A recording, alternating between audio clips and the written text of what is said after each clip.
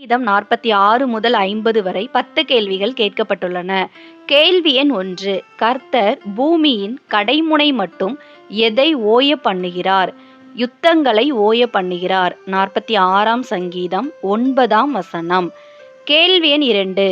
எவைகள் தேவனுடையவைகள்? பூமியின் கேடகங்கள் தேவனுடையவைகள். 47ஆம் சங்கீதம் 9ஆம் வசனம். கேள்வி எண் 3. எவர்கள் ஆபிரகாமின் தேவனுடைய ஜனங்களாக சேர்க்கப்படுகிறார்கள்? ஜனங்களின் பிரபுக்கள். 47ஆம் சங்கீதம் 9ஆம் வசனம். கேள்வி எண் 4. எது சர்வ பூமியின் மகிழ்ச்சியுமாயிருக்கிறது? சீயோன் பர்வதம்.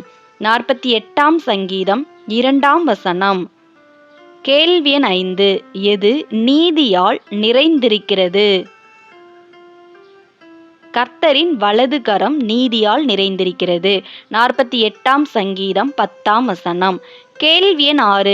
எது மிகவும் அருமையாயிருக்கிறது? ஆத்தும மீட்பு.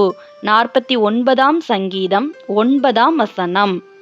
கேள்வி எண் 7. உணர்வை தியானிப்பது எது? இருதயம்.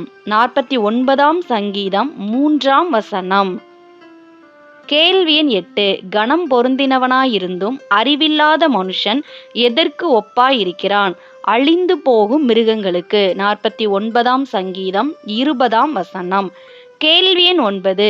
தேவனை சுற்றிலும் கொந்தளிப்பாயிருப்பது எது? மகா புசல். 50ஆம் சங்கீதம் 3ஆம் வசனம்.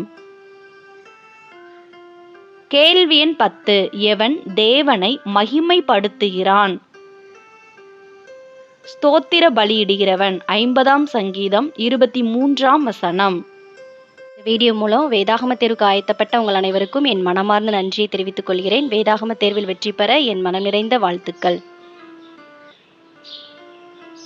நம்ம சேனலை சப்ஸ்கிரைப் பண்ணாதவங்க மறக்காமல் சப்ஸ்கிரைப் பண்ணிக்கோங்க. அப்படியே பக்கத்தில் இருக்கிற பெல் பட்டனை கிளிக் பண்ணி ஆளுங்கிற பட்டனை கிளிக் பண்ணுங்கள். அப்போ தான் நாங்கள் எப்போலாம் வீடியோஸ் போடுறோமோ அப்போலாம் உங்களுக்கு நோட்டிஃபிகேஷனில் வரும். God bless you.